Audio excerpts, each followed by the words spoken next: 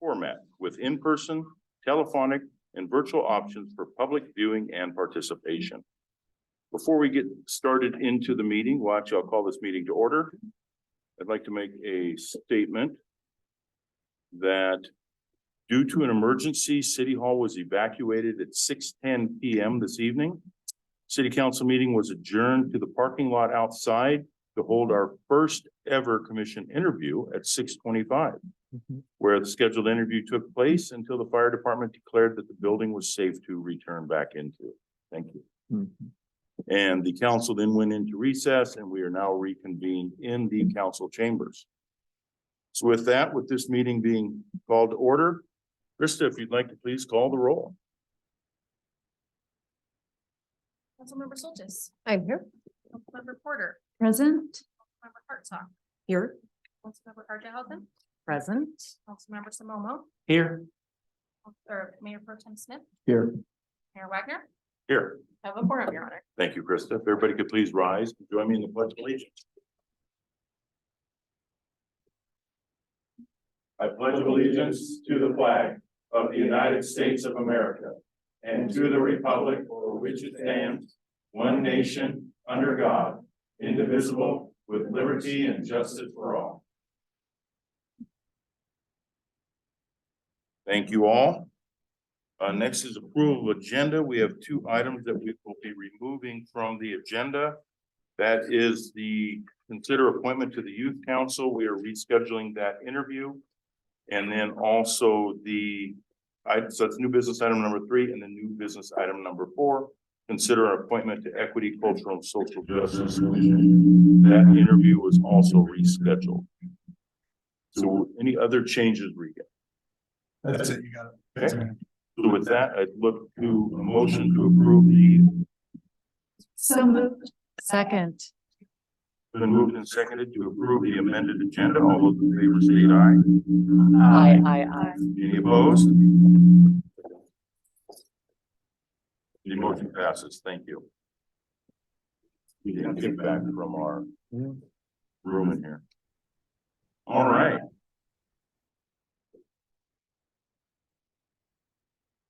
We are moving to our public communication. We have our end of session legislative report. Holly with Gordon Thomas Honeywell Government Relations. Welcome. Hello, everyone. Good evening. Great to see you all. Again, my name is Holly Kochi, state lobbyist for the city, and really serving as your eyes, ears, and voice down in Olympia. And thank you all for coming to visit me during session. That was great. So appreciate that. All right, let's pull up the slide here. Okay, before I get started, I can remind you all that I sent over a comprehensive report that the mayor has printed out. He has it right in front of him. It has it's detailed budget summaries and descriptions of bills that pass the legislature that may have a nexus with city issues or Covington priorities. It's a 16-page report that I would encourage you to reference. If you're like the mayor, you may read it and enjoy it. But if you don't, I totally understand that. But this evening, I'm going to do my best to recap that 16-page report and provide an overview of the 2023 legislative session, the outcome of the city's legislative priorities, share highlights of additional legislative issues, and wrap up by talking about next steps.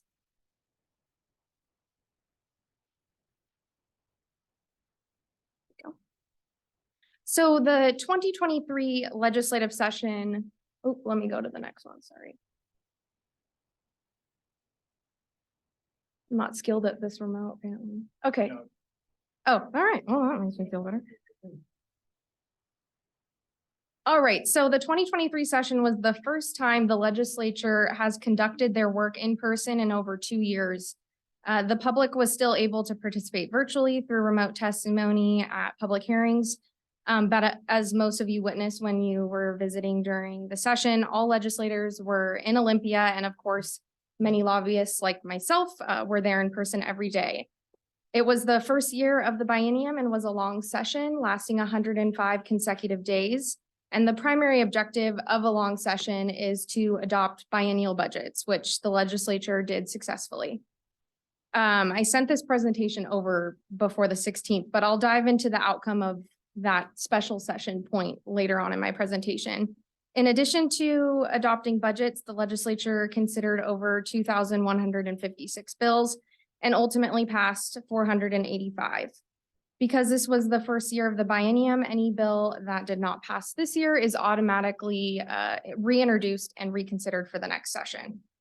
For some political context, Democrats held strong majorities in both chambers and set the agenda in terms of what policies they really wanted to prioritize this session. Following the last election cycle, there were 25 new legislators, 2 of which represent the 47th district. There were new committee chairs and new caucus leadership, all of which impacted what transpired this session. As I mentioned, the primary objective of the long session is to adopt budgets, which includes the operating, capital, and transportation budgets. The operating budget funds all state agency operations, the largest of which is the K-12 education system. The 2023-25 operating budget is 69.8 billion. Some noteworthy allocations within that budget include 20 million for grants to local governments for updating and implementing comp plans and development regulations, 150 million to transition individuals living in encampments to housing, over 250 million for various behavioral health services, and 11.3 million for 6 additional BLEA classes at 3 new regional academies. And that's the basic law enforcement academy. The capital budget funds public and nonprofit construction projects that are non-transportation related. It's a 9 billion budget primarily funded through the sale of bonds. There's 95 million in remaining bond capacity for the supplemental budget going into next year. Over 231 million was allocated to local community projects throughout the state. Some major investments within that budget are in housing and homelessness, behavioral health, and education. The third and final budget is the transportation budget. It's a $13.5 billion budget and is the first biennium for the implementation of the Move Ahead Washington package, which passed last year. Revenues that fund the transportation budget, primarily the gas tax, are continuing to decline, and heading into session, many communities were concerned because of the governor's budget delaying funding for key projects, one being, as you all know, Highway 18.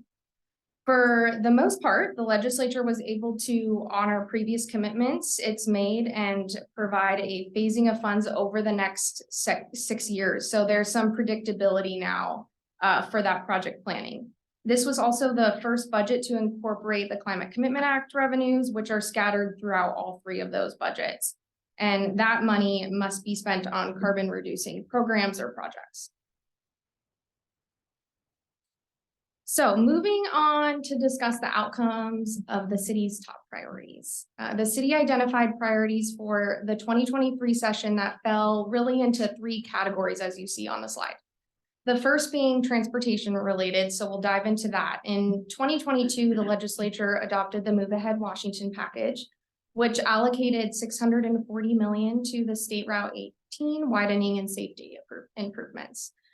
However, Move Ahead is a 16-year package, like I had mentioned, and the legislature did not indicate when that 640 million would be available. So what we did, though, was WashDOT had outlined a preferred project timeline that we supported.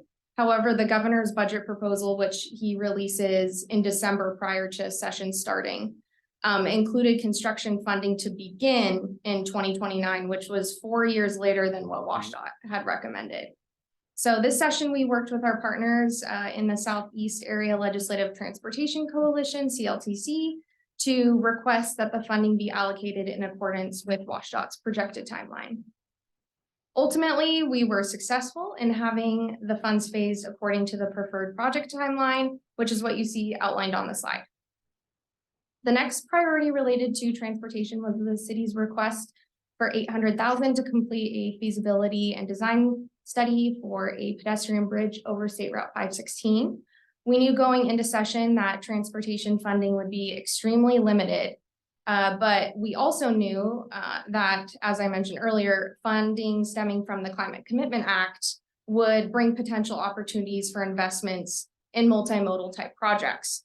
So why not explore a different approach that may provide some congestion relief and safety improvements to 516 and do it at a time when the state may have some additional revenue to appropriate. So we moved forward on this request with the support of the 47th District legislators.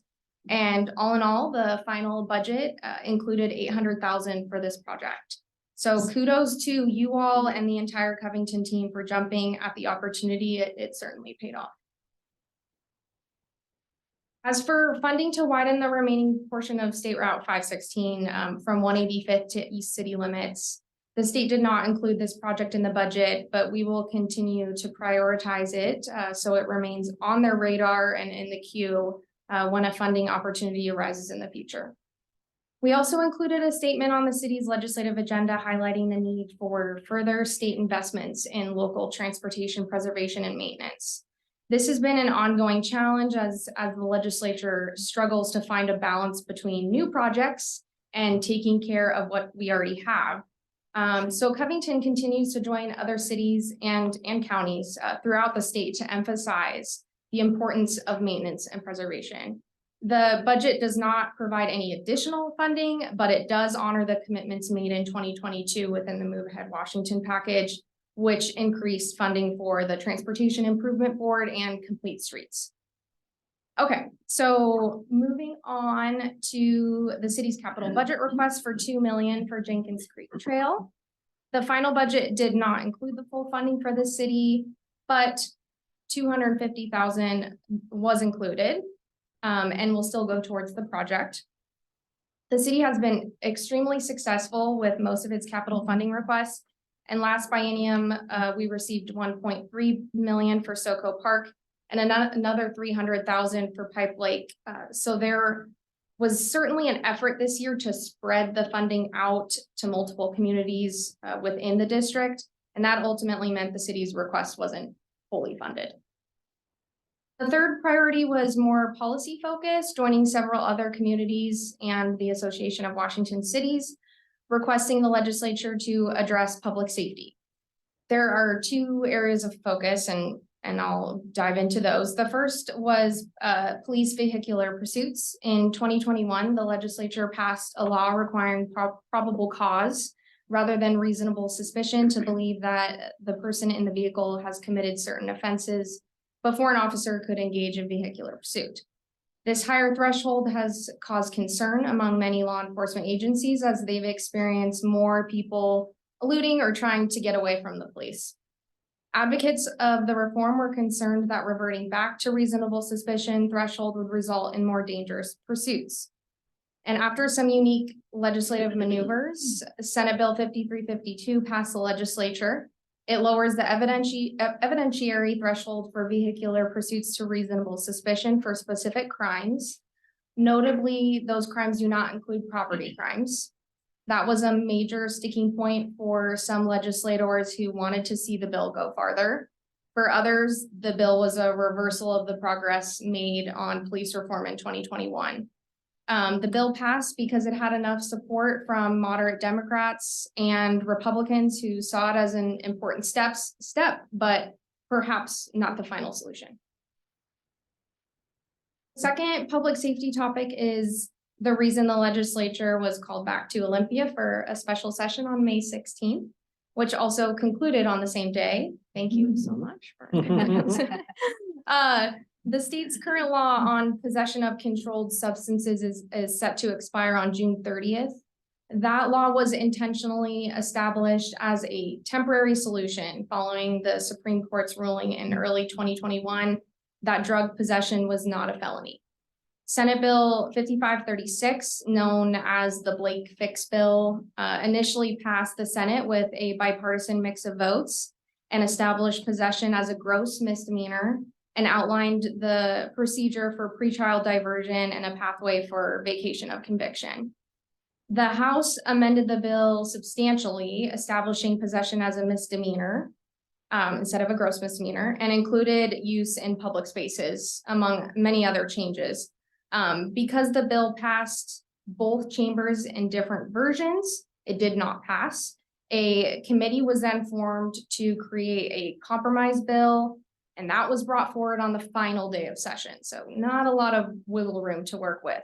Ultimately, it failed to receive sufficient votes to pass in the House, 45 to 55. And the regular session adjourned with nothing to replace the expiring current law. The governor called for a special session to begin on May 16th. So last Tuesday, legislators returned to Olympia and debated a compromise bill that had been negotiated between all four caucuses. The compromise established knowing possession as a gross misdemeanor and public use as a gross misdemeanor. Both are subject to a maximum of 180 days in jail and a $1,000 fine for the first two offenses. If there is a third offense, the maximum day in jail is raised to 364 days, which is a standard limit for gross misdemeanor. This was a part of the compromise after many emotional floor speeches and making arguments for and against the merits of the legislation. It passed the legislature and was signed by the governor that same day. I'll just touch on two other bills pertaining to public safety really quickly. The first mentioned requires the Department of Health to license 23-hour crisis relief centers, which will accept walk-ins and drop-offs from first responders. And then the second extends the expiration of the Law Enforcement Community Engagement Project grant program to 2029. Okay, so in addition to the city's top priorities, you also have a policy manual that states the city's positions on a dozen of other topics. I'm going to briefly review some highlights and within three categories. One of the priorities for the legislature this session was to address the lack of available and affordable housing options. There were hundreds of bills introduced on this topic. A few noteworthy bills include condominium liability reform, providing a SEPA exemption for residential development that is consistent with the comp plan, providing cities with resources to improve permit processing, and perhaps the most discussed and longest coming policy was on middle housing. The momentum for this bill has been building for years, and the legislature was motivated to reduce construction costs. Since one of the major cost drivers of new homes is the price of land, allowing more units to be built on the same amount of land was appealing to lawmakers. There were easily 10 different versions of this bill over the years, so it can definitely be difficult to keep track of what was included in the version that will now become law. I'll start off by saying what the bill doesn't do. It does not allow for skyrise development in single-family neighborhoods. It does not prohibit the construction of single-family homes. It does, however, establish a minimum number of units that must be authorized on all lots zoned primarily for residential. In Covington, the city must allow at least 2 units on all lots. Now, there are other components of the bill that do not currently apply to Covington, given the city's population and the types of transit and service currently. So for now, the focus is on the 2 units on all lots. An accessory dwelling unit is considered 1 unit, which means if the city already allows ADUs on all lots, then they already comply with that component. I also want to note that this bill does not mean that 2 units must be built on the lot. It just means 2 units must be allowed. It remains up to the property owner to decide what they want to build. There is an alternative pathway for compliance that allows cities to implement the requirements in at least 75% of all lots zoned single family, with specific limitations on what areas can and can't be included in that remaining 25%. The bill does not preempt current homeowners associations, but will apply to future HOAs that are formed after the bill's effective date.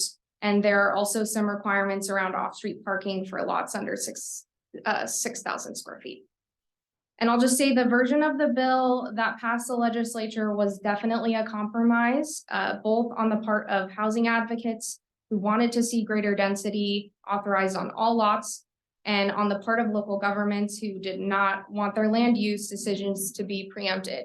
A big shout out to Regan Boley, and I hope I'm saying your last name right, Selena Lyons. Yay, I just want to make sure I was like, for providing super quick feedback throughout the session on this issue, along with many other land use bills introduced this session that we had to fight back on. So thank you so much. The second bullet is finances, and there are two topics I want to mention on that front. The first is the cap of property tax growth at 1%. There were 3 different bills introduced this session that would have increased the cap to it's currently at 1%. The bills that were introduced would raise it to 3%, all in slightly different ways. One of the bills had a public hearing, but none were voted out of committee. This topic continues to definitely be an interest for many local governments to push, and this was the farthest the issue has made it through the legislative process in several years, but it did not make it past the finish line. The state did continue to honor their distribution of revenue to local governments, which is noteworthy only because it has often been on the chopping block, and cities have had to be on the defense when it comes to state shared revenues.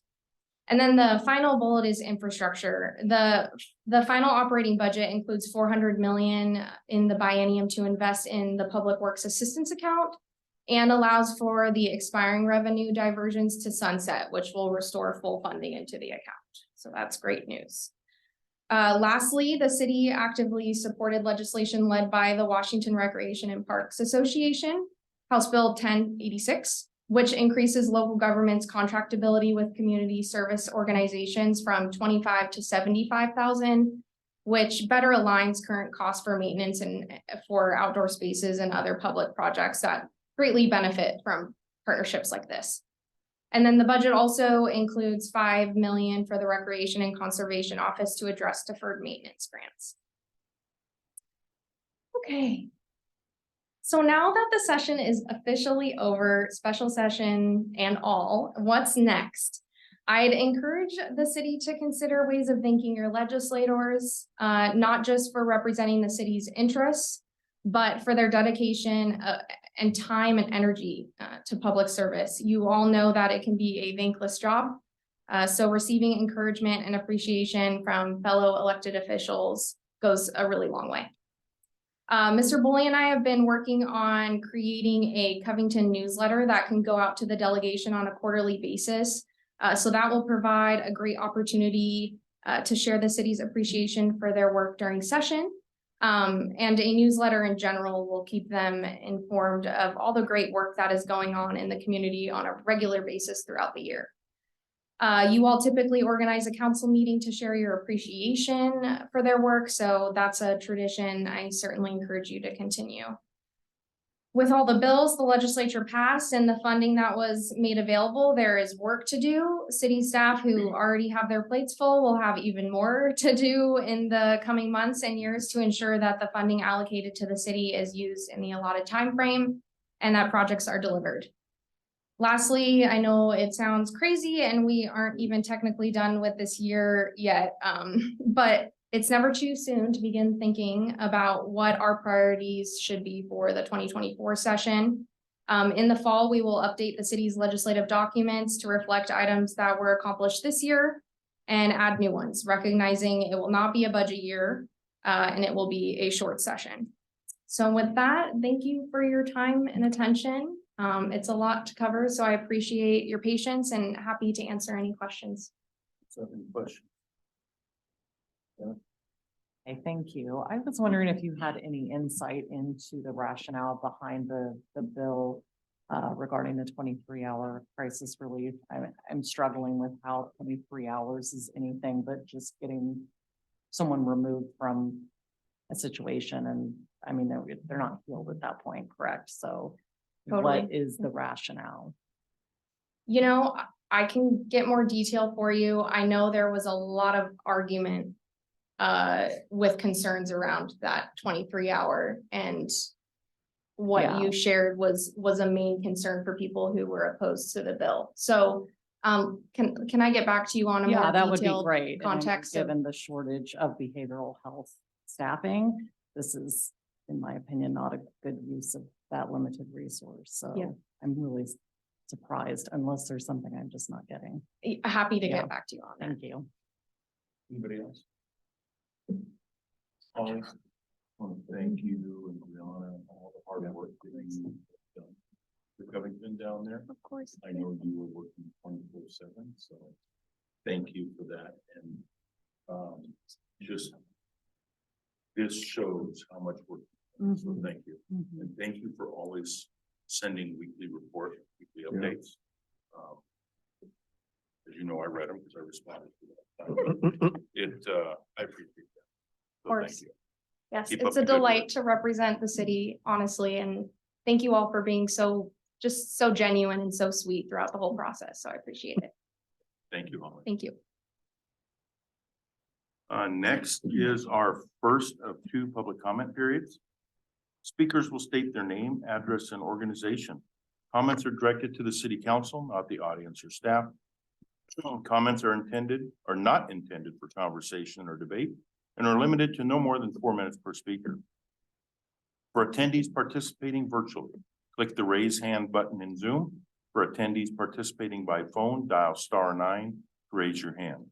Once the city grants you permission to speak, press unmute if participating virtually and press *6 to unmute if participating by phone. Notice to all participants pursuant to state law RCW 42.17a.555, campaigning for any ballot measure or candidate in City Hall and or during any portion of the council meeting, including the audience comment portion of the meeting, is prohibited. And is there anybody in the audience wishing to address council at this time? And there's nobody online. So with that, we will close this public comment period. And there'll be a second opportunity towards the end. Next up is approval of the consent agenda, items C1 through C7. For motion to approve. So moved. Been moved and seconded to approve the consent agenda. All those in favor state aye. Aye. Any opposed? The consent agenda has been approved. Next is reports of commission. We do not have Economic Development Council report. I do not see anybody from the Youth Council here. Arts Commission, Patty, welcome.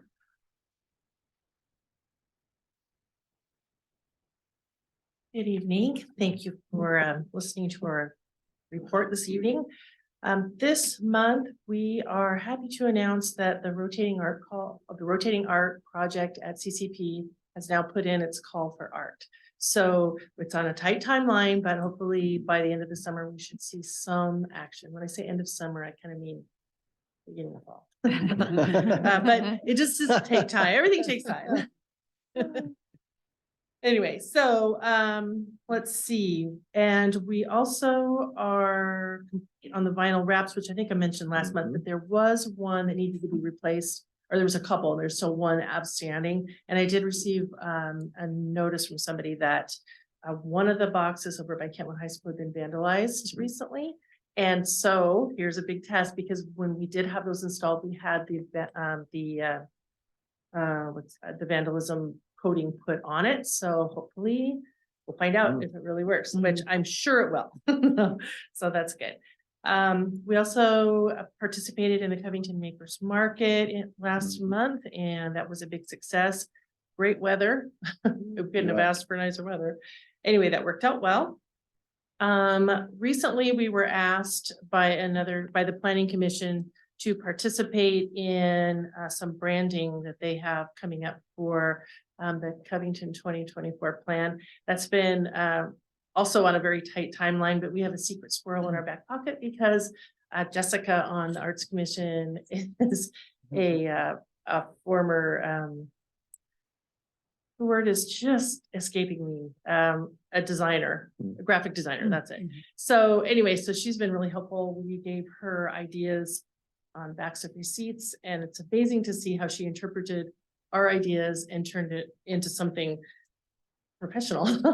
I know what I sent her, and it was on a back of receipt.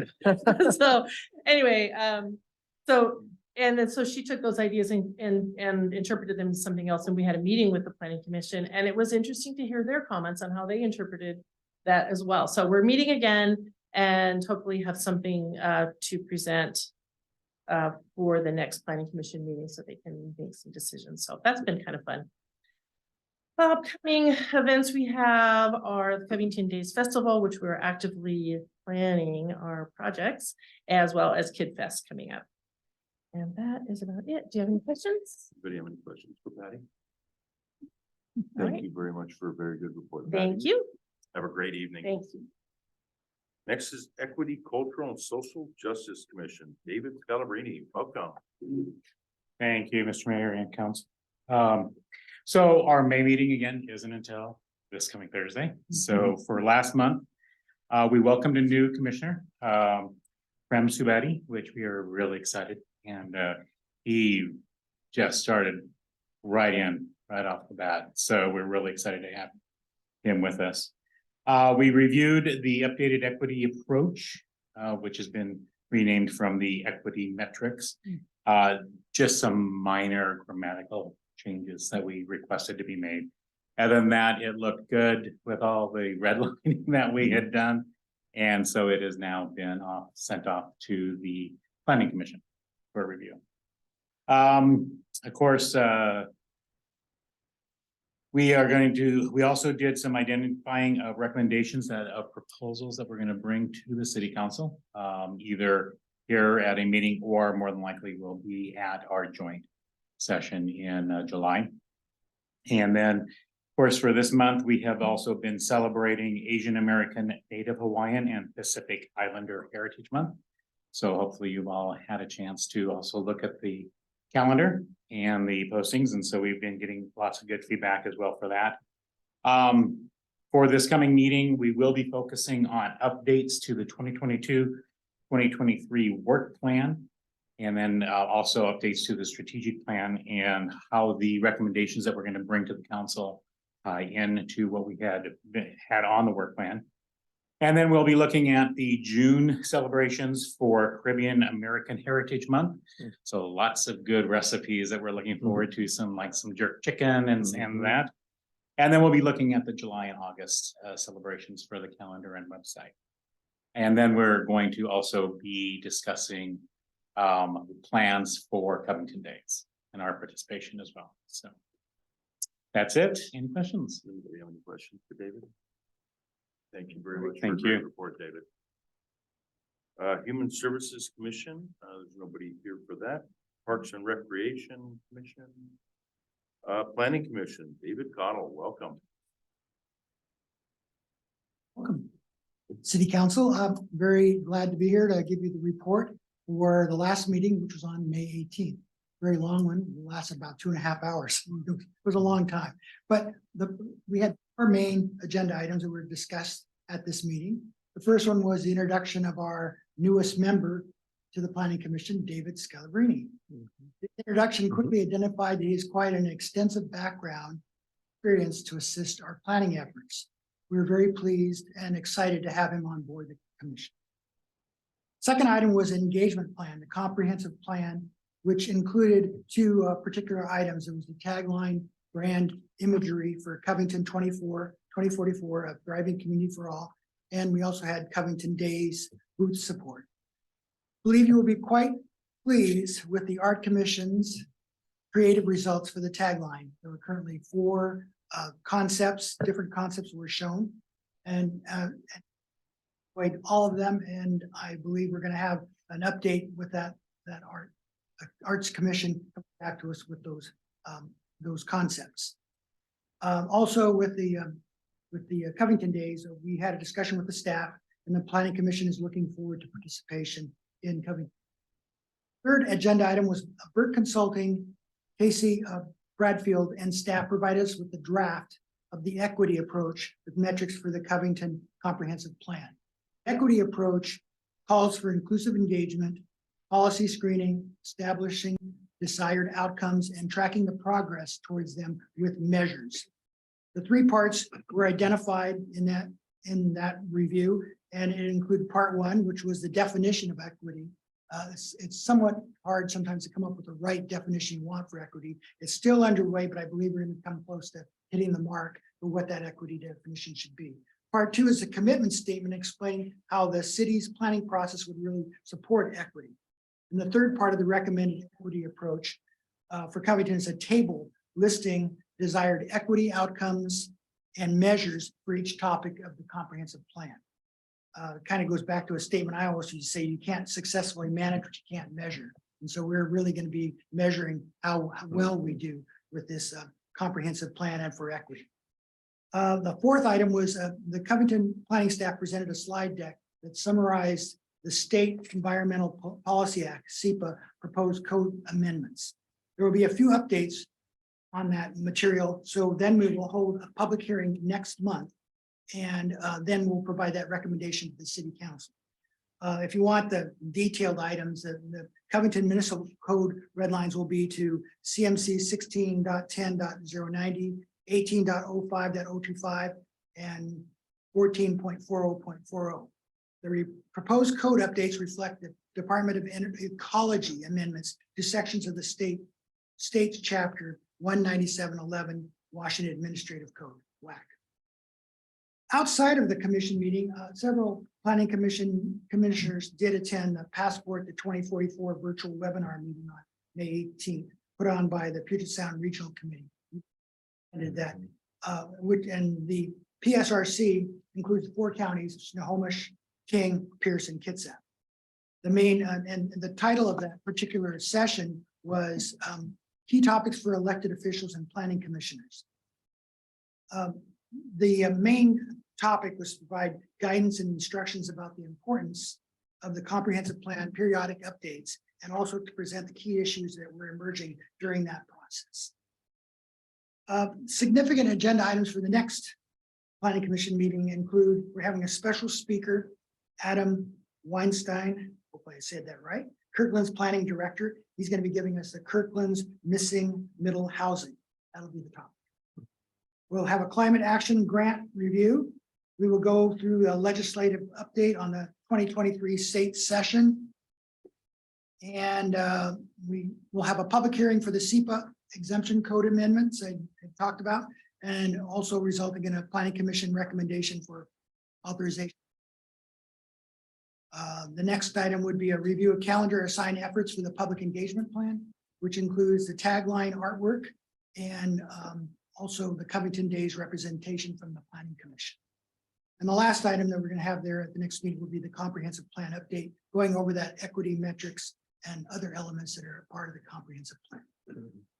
Glad to provide you with the status report. Do you have any questions? Council have any questions for David? David, thank you very much for a great report. Thank you. Just one comment. Go ahead. So, sorry. Wow. Yeah, appreciate that and appreciate the update. And I was on that PSRC call and kind of a major takeaway I took from it.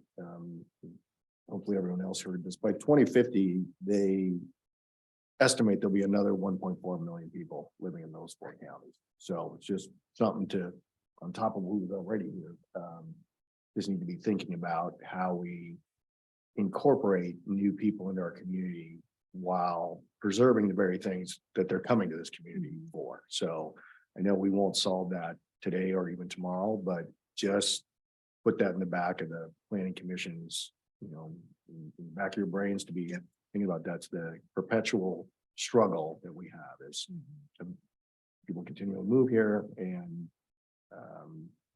the very resources that are attracting people are more and more difficult to protect. So Very good. thanks. Thank you. Thank you, David. Have a great evening. And I see Jessica has joined us for Human Services. Jessica, welcome. And you were on mute. Welcome. Okay, thank you. I apologize. I had some connectivity issues. I'm traveling and am coming at you live from Phoenix, Arizona tonight.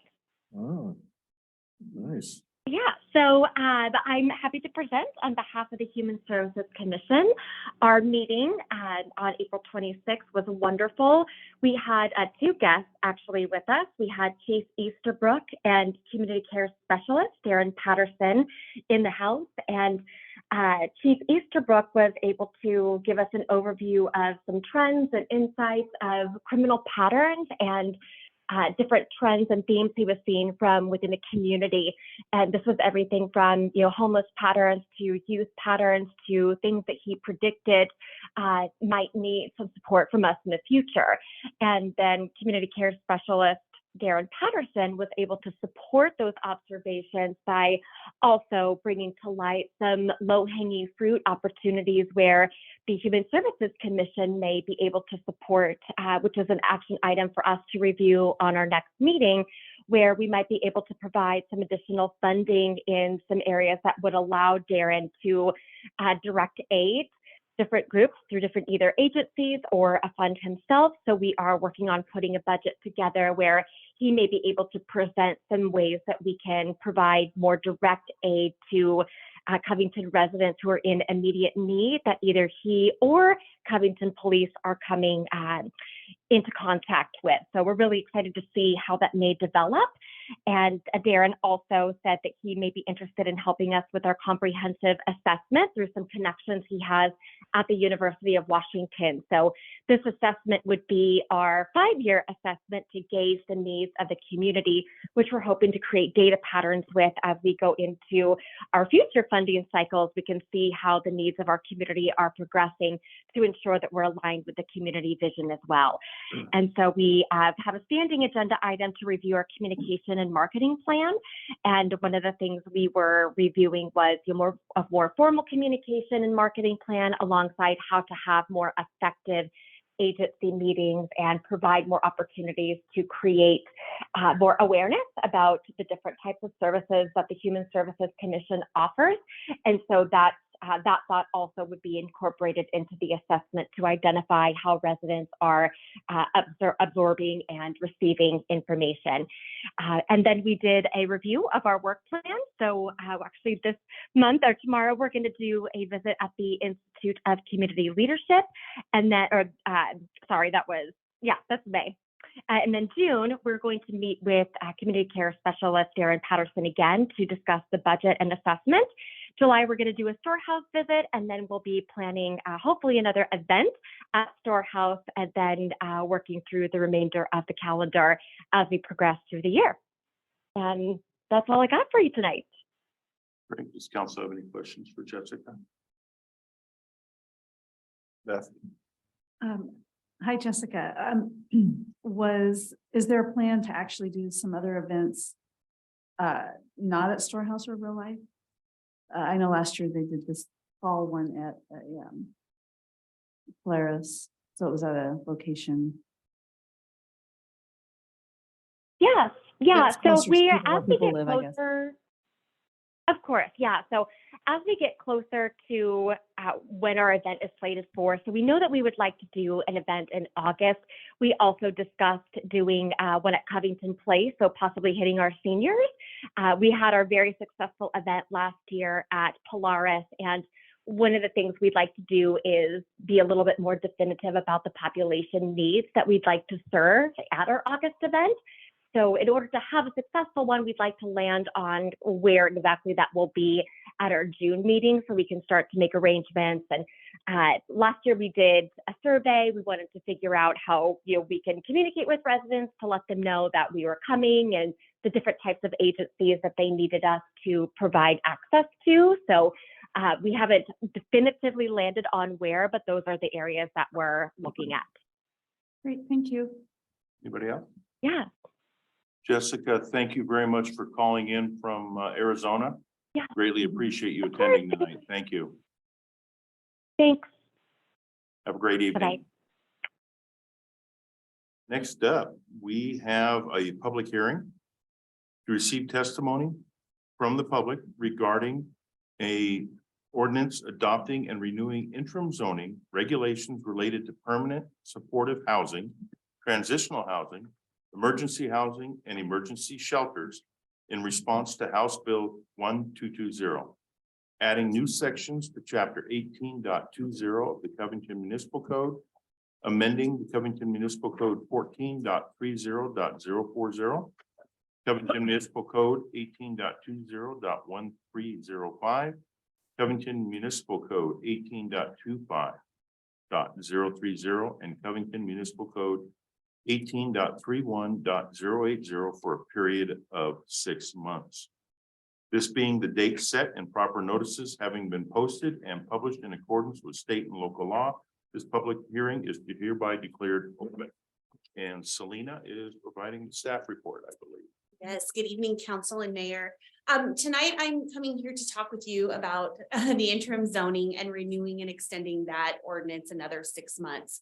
So as you recall, this bill was adopted in, I believe that was 2021, and we had a 1-year ordinance, and then it's subsequently 6 months after that, we have to continue to extend that, or we can adopt permanent regulations. And it has really been staff's suggestion to this point that we just continue to extend the interim zoning until we can really fully study the topic.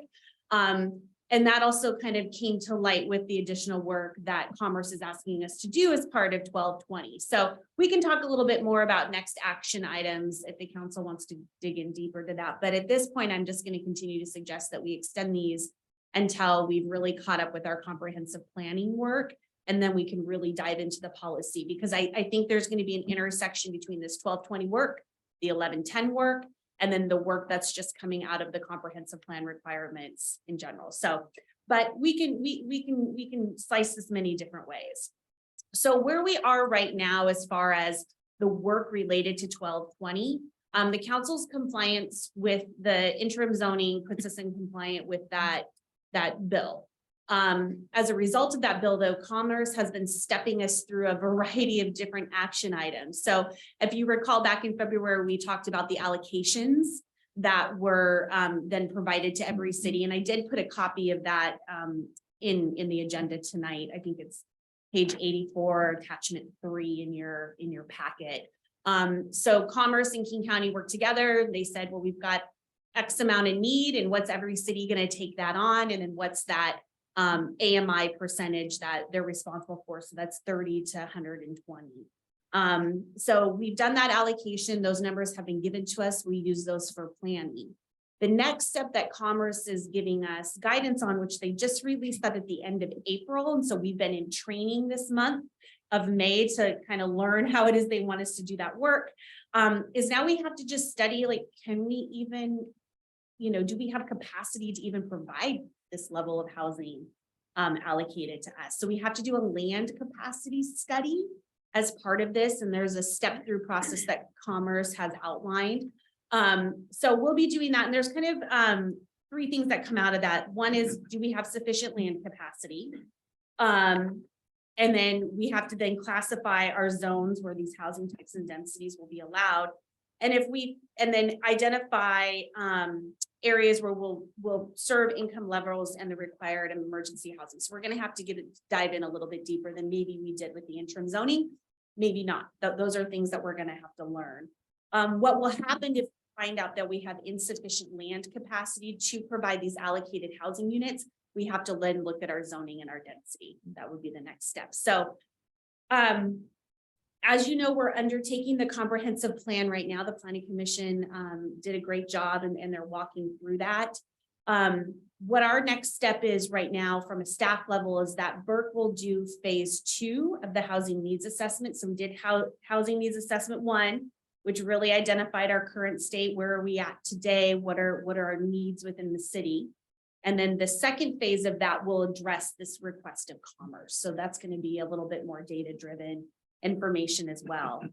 Once we learn that out of the housing needs assessment phase 2, that's going to dovetail into the housing element update as part of the comprehensive plan. And I will say it will probably also touch the needs element. So those 2 elements are kind of on our way down list as far as the first elements of the council will begin to see. But all this work is interrelated, and we're kind of trying to pull it apart and then put it back together again. So the request tonight is that, again, you renew this ordinance, the interim zoning ordinance, for another 6 months. And as I stated, I fully anticipate coming back in December and asking for another 6 months. And maybe by then we'll also have a little bit more clarity based on what's requested of Commerce and maybe where we are as far as the comprehensive planning work that's underway. Thank you. Ground rules for public comment during the public hearing are as follows. When your name is called, step up to the microphone, give your name and state whether you are a resident of the city of Covington or not. Please limit your comments to 4 minutes. The city clerk will set a timer that will go off when your time is up. When the timer goes off, please wind up promptly. Is there anybody in the audience wishing to address council concerning this item for public hearing? Is there anybody online? There's nobody online. With that, I will declare this public hearing closed. Does council have any questions for Selena? There is before us to potentially take action to approve the proposed ordinance number 03-2023 that renews ordinance 04-2022 interim zoning regulations related to House Bill 1220 requirements for permanent housing, permanent supportive housing, transitional housing, emergency housing, and emergency shelters for a period of 6 months. This council wish to take action. So moved. Second. Been moved and seconded. Beth, would you like to speak to your motion? Just that they've been working very hard on trying to sort all this out, and I know they need some additional time, and I'm confident that the recommendations will be used wisely. So Thank you, Beth. Christina, would you like to speak to your second? Sure, I'll echo that and really appreciate the rubber burning work that has been going on. Touché, huh? But no, I think I have full confidence in our staff, and we don't pick fruit before it's ripe, and I think that's what we need to finalize and get the information. So great job, guys. Great, thank you. Is there anybody else wishing to speak for or against the motion? Been moved and seconded to approve the proposed ordinance number 03-2023 that renews ordinance 04-2022 interim zoning regulation. All those in favor state aye. Aye. Any opposed? The motion passes. Thank you. Next is new business item number 2. Consider a reappointment to the Arts Commission. On that, we had the precursor. This is for potential to reappoint Andrea Eckert to fill position number 4 on the Arts Commission with a term expiring May 31st, 2026.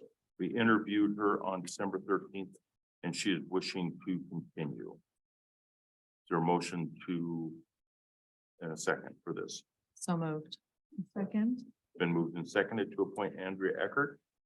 Jennifer, would you like to speak to your motion? Yes, Andrea is a proven community volunteer and has been serving in her role for just a few months, so it makes perfect sense to extend that to a full role. Thank you. Beth, would you like to speak to your second? Yeah, I think everything that Jennifer said, and of course, we just interviewed her, so it doesn't really make sense to re-interview again shortly after that, so. Is there anybody else wishing to speak for or against the motion? Been moved and seconded to appoint Andrea Eckert to fill position number 4 on the Arts Commission with a term expiring May 31st, 2026. All those in favor state aye. Aye. Any opposed? Congratulations, Andrea.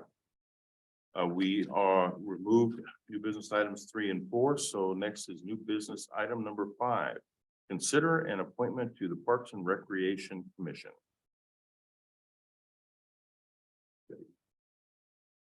I would like to,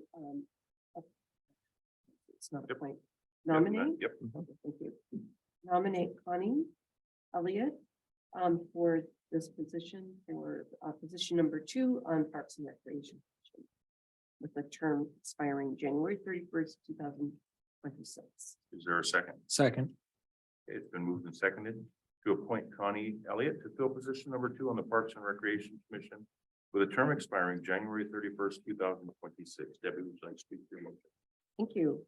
Connie, it was a pleasure to meet you tonight. And you've got us so energized. You've got a lot of passion around Parks and Rec. You've got prior experience in that position, and you want to see some of the things that you put into motion come to fruition. You had some great comments about what you'd like to see in the next 10 years that really resonate with everything that our council is working towards, especially with how we support the downtown area with walkability. You've got great skills that you'll bring to the team, so I'm just really excited to have you join me. Thank you, Debbie. Joe, would you like to speak to your second? First, thanks for wanting to come back. We appreciate that. And thank you for being adaptable for your interview. I know you were expecting it to be in a nice conference room and instead you had a great view of the dumpster, but we appreciate that. Something you said really stuck out to me is one of our questions is, what do you see as the most important function of a Parks and Recreation Commissioner? He says to be an advocate of the citizenry to the council. And we up here are advocates, but we advocate for the residents of the city in different ways than the Parks Commission would be able to, because you're going to be talking about a simple subject, whereas the rest of us are talking about broad subjects. And I think that is very important for our commissioners to do, is to be advocates for the citizenry, as they are not always aware of what's going on. So you have better chances to talk with people because you're going to be in Safeway more often than some of us are, going to be in Costco more often than some of us are. It seems like that's where our new city hall is going to be eventually, is Costco for Fred Meyer too. But you're have that chance to talk with more people at sometimes than we are able to. So I think that's great. And I think that's something we look for in our commissioners. And I would look forward to hearing those conversations that you have with our residents. Thank you, Joe. Anybody else wishing to speak for or against the motion? I just want to say how excited I am to see you coming back onto the parks. When I saw the request with your name on it, the interview, I literally got excited. And Michelle and the girls asked me what's going on. So it's just going to be fun to have you back on there. So you were missed and it's great to see you back. So thank you. So it's been moved and seconded to appoint Connie Elliott to fill position number 2 on the Parks and Recreation Commission with a term expiring January 31st, 2026. All those in favor state aye. Aye. Any opposed? Connie, welcome back. Next is new business item number 6. Appoint voting delegates for the 2023 Association of Washington Cities Annual Business Meeting. Regan, Krista, me, who do you want to do it? I'm happy to address it if you like. Right ahead. Jeff. So each year at the annual AWC conference, there's an annual business meeting where delegates vote on different policy matters through or for AWC. A city can have up to 3 delegates. Right now, Mayor Wagner and Councilmember Hartsock are registered to go from the council. I'll be attending as well. And I believe Christina maybe will go. So we have 3 attending now. If council wanted to appoint 2 tonight and then later see if Christina can go, they could appoint her. And Okay, is there a motion to appoint myself and Councilmember Hartsock as the voting delegate, represent the city of Covington at the 2023 Association of Western Cities Annual Business Meeting, with the potential to appoint our 3rd delegate at a future meeting? So moved. Second. Okay, moved and seconded. Jennifer, would you like to speak to your motion? I know you both will do a fantastic job, and thank you for taking a trip over the mountains to represent us and serve our residents. Our pleasure. Joe, would you like to speak to your second? Ditto. All right, unless you want to appoint Regan, or are we going to wait for Christie? you're welcome to do whatever you want, but I would suggest waiting Okay. for Christina. Right, it's been 2 moved. hours. Been moved and seconded to appoint myself, Jeff Wagner, and Debbie Hartsock as the voting delegate to represent the city of Covington at the 2023 Association of Washington Cities Annual Business Meeting. All those in favor state aye. Aye. Any opposed? Congratulations. And just as a side note, Debbie, there is a parade of flags that occurs during the lunch. And Debbie has volunteered to be our flag bearer this year. That's awesome. I believe Beth was last year, Regan was the year before, and I think I was 4 or 5 years in a row. It's nice to see other people out there. All right, brings us to the last new business item, the 2023 first quarter financial report. Casey, welcome. Thank you, Mayor Council. I was excited. I got new glasses so I could do my presentation, but I think I need to practice a little bit more. I like them. Turned 50 and I got 5. Okay, I'm going to start on page 2 under property taxes, and please just ping me if I'm not remembering to scan down here. I'll try to remember to scan down. So for property taxes through first quarter, our collections are down just a little bit. They're down by 3.8% over 2022 collections for the same time period. But I did look through May as of today, and our collections are right back up. So it was just a timing issue on when people paid this year. For 2022 levy for 23 collections, we're almost 3.2 million. Our levy rate is 0.71 per $1,000 worth of assessed value. And our city's assessed value this year is 4.5 billion. It was actually a 22.8% increase over the previous year. It's the highest assessed value increase we've ever had since incorporation. So a record increase. I will mention that I was in a meeting with one of the head King County economists, and he did mention that they're anticipating a 4% decrease in assessed valuation for 2024. So that look forward to. For REITs, through first quarter collections, we're at 28.9% of budget, or $260,000.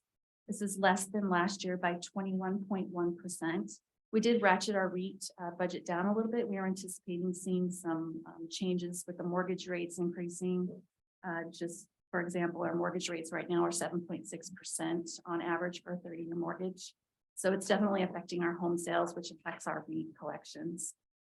Through first quarter, there were only 5 new home sales, 44 existing home sales, and 1 lot sale. And just to compare that to last year we had 37 new home sales versus 5 for this year. We had 68 existing home sales versus 44 for this year. So we're definitely seeing a decrease there. And again, I forgot to scroll down. So there's our budget. You can kind of see year over year. 2023 is the blue line there, or the aqua colored line. Down to retail sales and uses. So our sales taxes, we are currently at 4.3% lower than our 2022 collections. Again, we're seeing some decreases in our retail sales collections. Our retail came in at 31.7% less than last year. Our construction was less by 2.3%. Food services was actually up by 7.6%. All other categories, were increased by 6.5%. What I will mention though is on an accrual basis. And what I mean by that is so far this year, we've technically only received January and February sales taxes because there's a 2-month lag. We are right where we are normally budget wise. At this time of year for just January and February collections, we expect to see about 14% of budget, and we're actually at 15% of budget. So we have seen a decrease, but we took our budget this year and ratcheted it down about $650,000 from our collections last year, just because we were seeing some of those decreases in construction and retail. So we took those into account with the budget. So all things remaining the same. We're hoping that we will still hit budget this year, but we're definitely keeping an eye on that trend that's ticking down. And also our top 5 retailers for this first quarter were all down. So that's something we're definitely keeping an eye on. So for our HB 1406 collections, again, those are tied directly to our regular sales tax. So those are also down. Those are down 4.5%. We've brought in a little over $13,000. Those are the ones that we use for Vine Maple Place for our rental assistance, And our HB 1590 funds, again, those are down. We brought in almost 177,000. And those funds are the ones that are used to support the community care specialist program. So that 40% of those HB 1590 funds are used for Darren and his expenses. So for utility taxes, we're at 19.4% over first quarter of last year. So strong collection so far this year, first quarter, we're at 31.7% of budget. The only one that we continue to see down quarter over quarter, year over year is the telephone. You can see from 2022 to 2023, we're just down a couple $1,000s there, but everything else remaining is above collections for last year.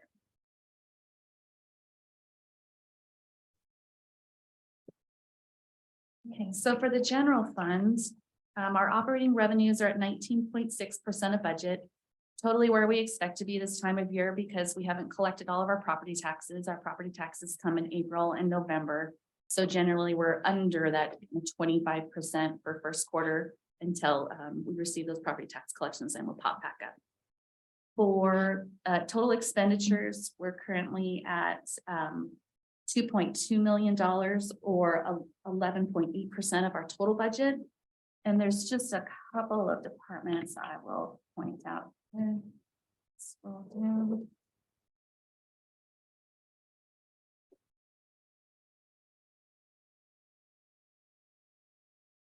So the first will be the city council department. It's at 47.2% of budget. And that is only because you guys have some one-time charges that hit at the beginning of the year, dues and memberships, and then you won't pay those again for the rest of the year. So you guys spend a good chunk of your budget early in the year and then it'll even out for the rest of the year. And then the only other one that is above the kind of the 25% mark is the central services budget. And again, that's one-time charges. We pay our WCIA insurance, our liability insurance, those type of things at the beginning of the year. So it's a big expenditure at the beginning of the year and then we'll kind of smooth out for the rest of the year.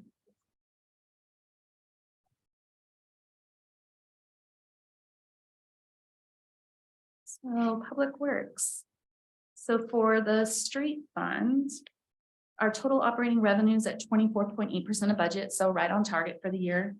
Comcast, gas taxes, motor vehicle licenses are almost right at where we anticipate them being this time of year. Gas taxes are dipping a little bit, which was mentioned earlier in the legislative update. As well as, but the one thing that we are seeing an increase in is our motor vehicle license fees are kind of ticking back up again. I don't know if that's folks going back to work, relicensing their vehicles, that type of thing. So we're seeing a little bit of an increase there. For total expenditures, we're at 20.5% of budget. So under where we would expect to be this time of year. So right on track. For the swim fund, we levied $3.8 million for 2023. And again, those are collected with the property taxes. So again, total operating revenues were only 5% collected. That's only because the property taxes and swim drainage fees come in April and November. So we'll see again that pop back up for second quarter. So for total expenditures, they're 18.6%. So again, under budget where we expect them to be this time of year. Our next department is development services. Total revenues are at 21% of budget. It looks like a major increase over 2022. So that's going in the right direction. We're excited to see that increase. Number of single family units or permits that came in this year so far were 11 compared to 0 for 2022. Again, good news, good trend. For all permit categories, we're at 97 versus 109 for 2022. So not too far off. Total operating expenditures again are 14.5% or $655,000. And you can see the total revenue is covering the total expenses as of first quarter. For aquatics, recreation and cultural arts, excuse me. Aquatics is at 27.5% of budget. So really strong, definitely seeing a lot of activity there. And you can see that in the aquatic center splash count. You can see the aqua blue line, how well it's doing for 2023. The programs and participant level is like really increasing over 2022 levels. And then recreation and cultural arts, they're currently at 16.4% of their revenue, but I will mention that they are 4% higher than 2022. And also the recreation program registrations increased by 330 participants or like 162% over the first quarter of 2022. So definitely seeing an increase there. For operating expenditures, aquatics came in at 23.9% and recreation and cultural arts came in at 19%.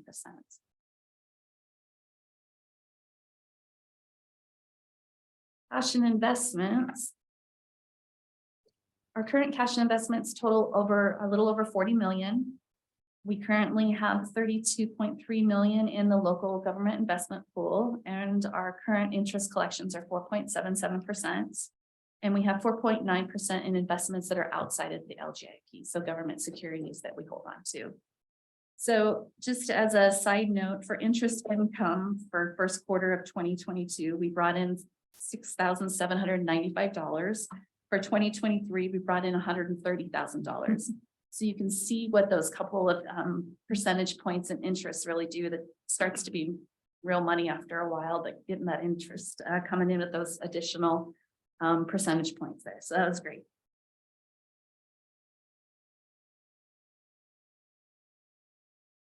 And our largest gainers were the general fund and then the two REIT funds.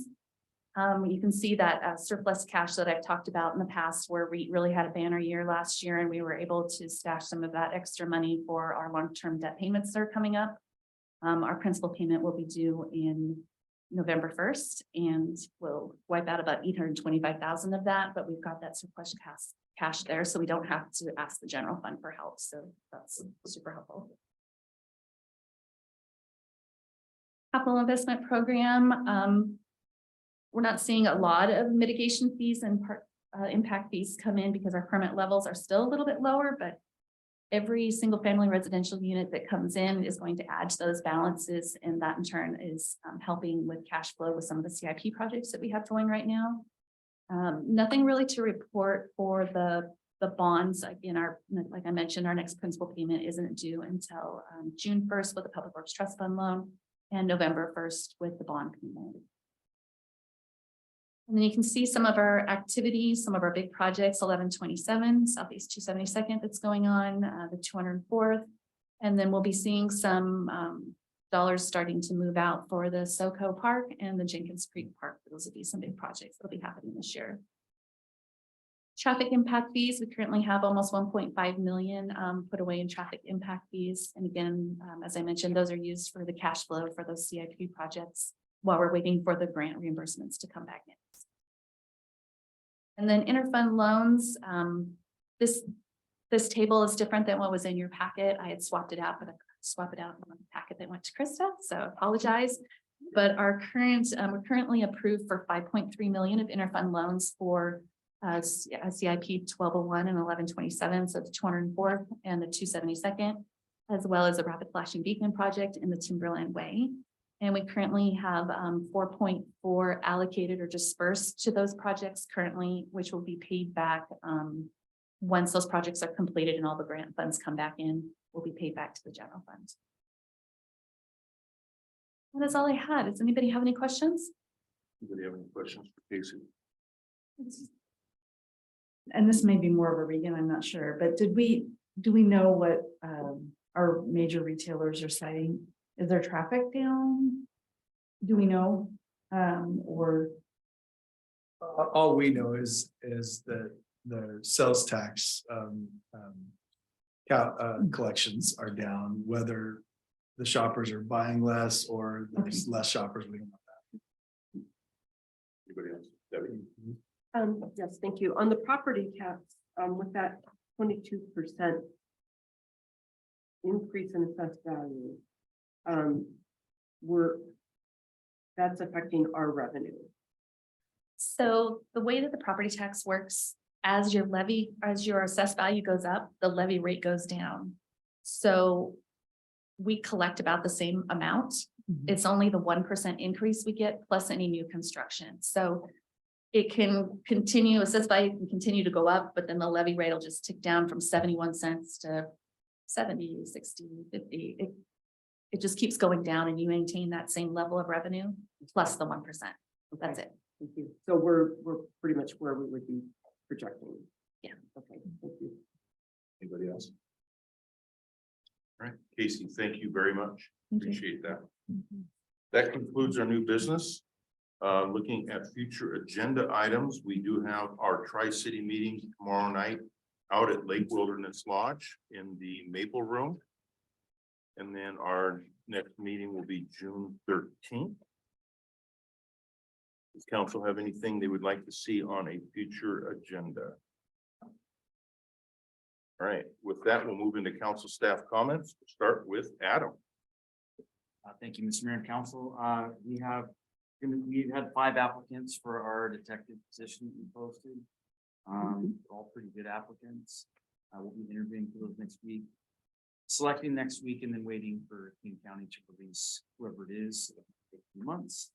We added an officer temporarily to graveyard shift, and then we'll be adding one temporarily to day shift until we get people we've selected. So we're teetering back up on the staffing, so we're not beat up on it. So it's good news. That's all I got. Thank you. Is Ethan online? No, Don.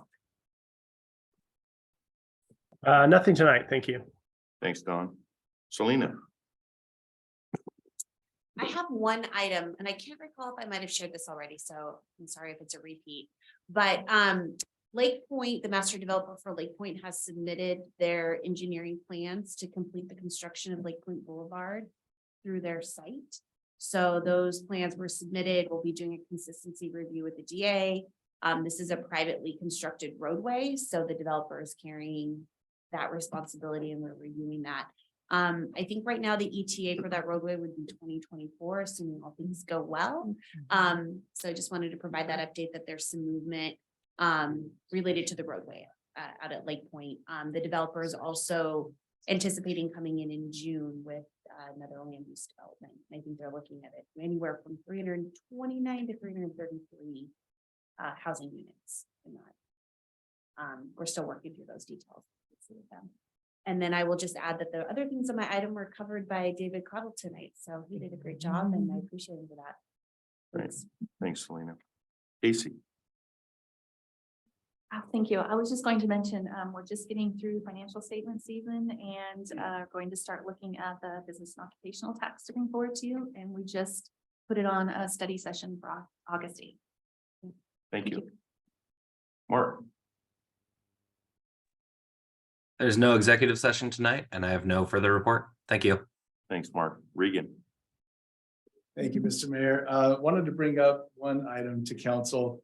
As you know, we had a discussion around presenting to you a ordinance on possession and use for drugs, but in between that time, as you know, the state legislature passed an ordinance that in large part has what we would have had. The only difference is our ordinance made possession of paraphernalia illegal as well. The state did preempt that, so cities cannot have their own ordinance that makes paraphernalia illegal.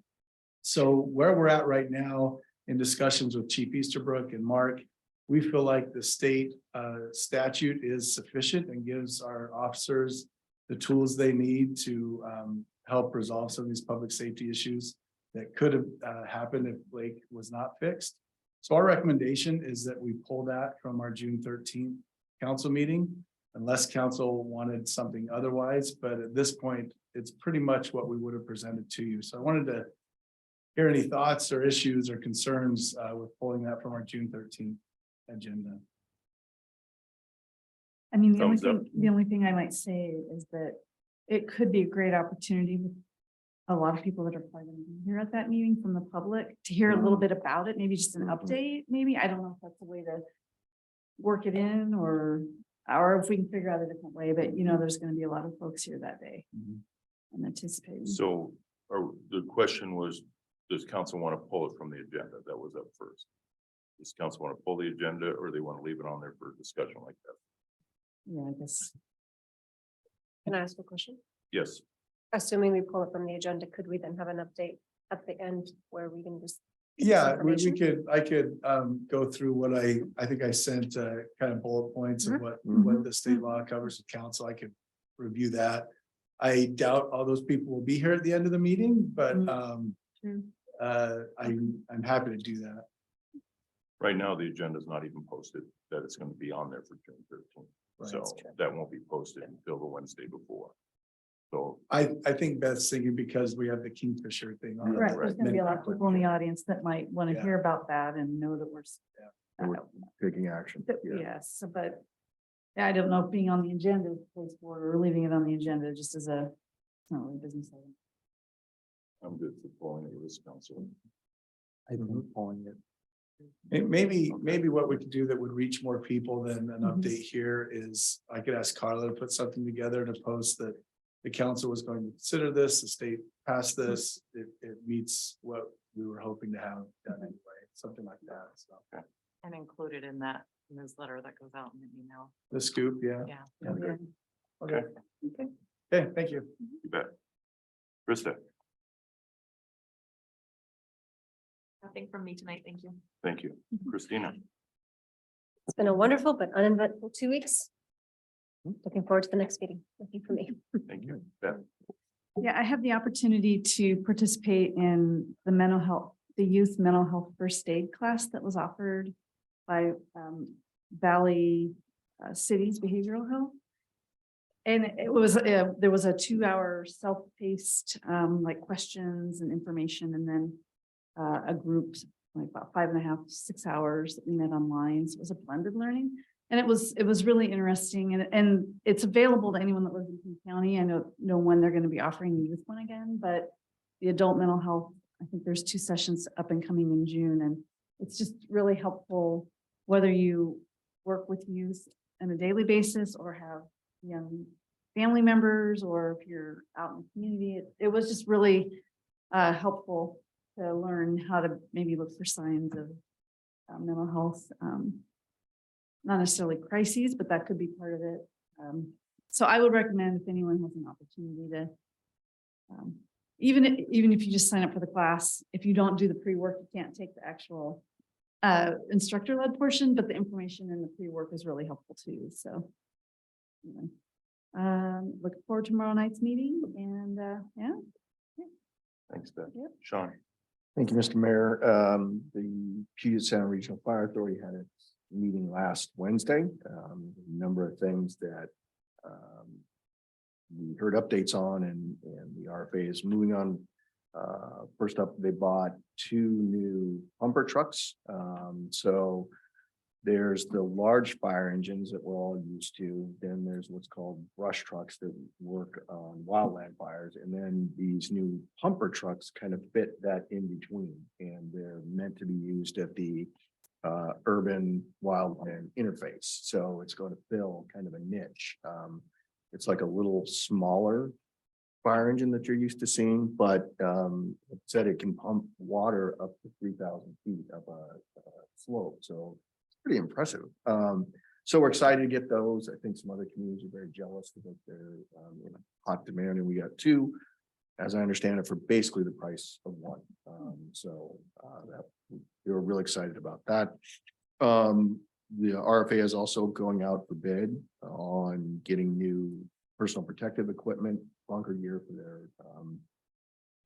firefighters. I know we're bringing on a whole host of new firefighters with incorporating Maple Valley, but also Tequila will be coming in. So making sure we have the proper gear for them. And in fact, they talked about the expansion boat. It will be coming up soon. I forget the exact date, but they're looking at it being in the voting guide for Tequila on to support that. And then they recently, RFA held a teddy bear checkup, and I think something like 400 people attended, and happy to say every one of the teddy bears checked out fine and came through with flying colors. So I think it was very, very popular and very successful. So and then I learned about a new season called the financial statement season. So it's now my new favorite season, I guess. So do we exchange gifts on that, or how's that work? So, no, okay. Anyway, that's all I got. thanks for attending the teddy bear thing. Yeah. That's it, I missed it. Oh, okay. I didn't. Yeah. Sorry. Debbie, On our last skateboard meeting, Metro introduced upcoming route revisions that they're making due to shortage of drivers, or where there were more needs. So I guess I would call this their needs assessment. There was no change or impact on Route 168, which is the only route in Covington. And I understand that we've had a lot of cancellations, and I've only read that through, I believe, Regan or Jeff. So if I can just make sure that I'm copied on anything, that if we're sending out a letter to Metro to let them know that it's becoming a problem, because they're really, well, there was a response from Angela on the last letter. And I don't know if since that letter was written, if things have gotten any better or worse, or if you've heard anything. With our route, Yeah. it is not being canceled. Yeah, I. No, I know it's not being canceled, but have you had any more communication? Issues? So, we've talked about that, at the Regional Transit Committee, 168, because it is the only line running basically from Kent all the way through to Maple Valley. They will not be canceling any routes as of this moment.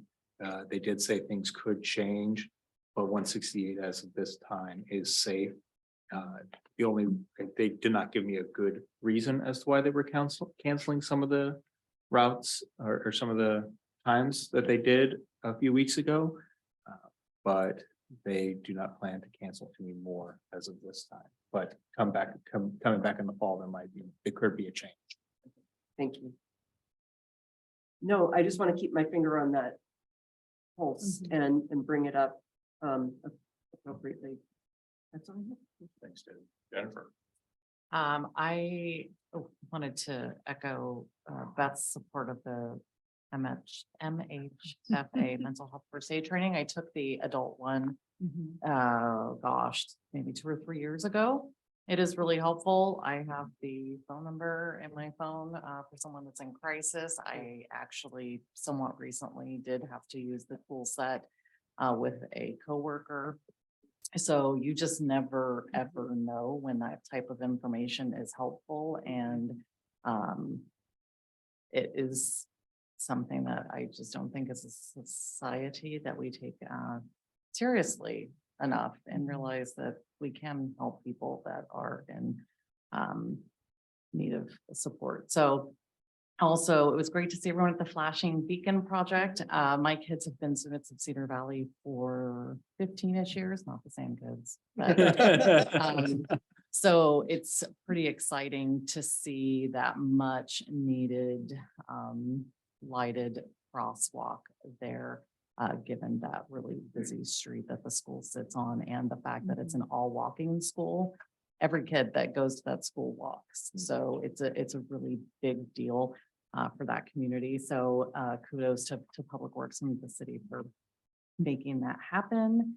And I think that's it. It's been glorious. The weather's been fabulous. I'm scared of the global warming situation, but the weather has been quite nice. It's nice to see you, Debbie, at the nursery. So, yeah. Thanks, Jennifer. Joe. Now, all this talk about mental health and everything, I thank you for attending that. I wish I had the time I could have done that. May is also Mental Health Awareness Month. So if anybody you know is in need of mental health counseling or any type of mental health services, please reach out and find some services for them. It is important. I've seen the benefits of mental health counseling for at least 1 or 2 or a dozen members of my family, and how good and how well it can help them. So I will always be a strong advocate for mental health. Other thing is I reached out to Regan about this, and Regan, I just realized I never replied to you on this last one. So my bad. But King County Transit General Manager Michelle Allison is more than willing to make the rounds to the cities to discuss transit. And seeing as we have one route and that one route is having some cancellation services, I think it would be beneficial for us to have her come out to a meeting to discuss transit and give an even better overall view of what King County is doing for transit, especially in this area. So we could have Regan or whoever Regan delegates to reach out to the general manager Allison and have her come to a meeting in the future if the council so wishes. If not, then I can just keep hounding her with questions and bring them back every month. So I think that'd be a great idea. And we still have not had any response on the request to add a route from our area up to the I-90 interchange. So I think it would drill down the importance that we put on public transit for our residents. A lot of people, that's their primary way to get around. oh yeah, I've been drilling that in. Consensus to have a presentation by council. I would have her work with Krista and Regan to get it on a future agenda. So it's on you, Regan, not on me. Well, no, it's just, they handle. Yeah, our no. Agenda, so. Um, Anything else, Shane? I just say, summer's right around the corner. It's time to start getting ready for barbecue, so be safe, have fun, go enjoy some baseball games now that, hockey is over. Not yet. Yes. I just want to bring up how well the state of the city address was done. Regan and Carla and each of you did an outstanding job. I thought it was extremely well done. And hearing everybody speak and with their portion was great. I gave a mini state of the city address to John L. Scott this morning and have a couple other requests out there tailored to their what's going on for their areas. So kudos to everybody for a good job. And Regan, you always do a good job with that. So thank you. Next week, SCA dinner. For those that are available, get with Krista. It's on the 31st, Wednesday, the 31st. And yes, the rapid flashing beacons there at Cedar, especially since there is no parking lot and there's no place to pick up kids anymore. So that is definitely an added safety. So thank you. Thank you to Public Works for getting that done. All right, with that, we'll move into the second public comment period. Speakers will state their name, address, and organization. Comments are directed to the city council, not the audience or staff. Comments are not intended for conversation or debate and are limited to no more than 4 minutes per speaker. For attendees participating virtually, click the raise hand button in Zoom. For attendees participating by phone, dial *9 to raise your hand. Once the city grants you permission to speak, press unmute if participating virtually or dial *6 to unmute if participating by phone. Is there anybody in the audience wishing to address council this evening?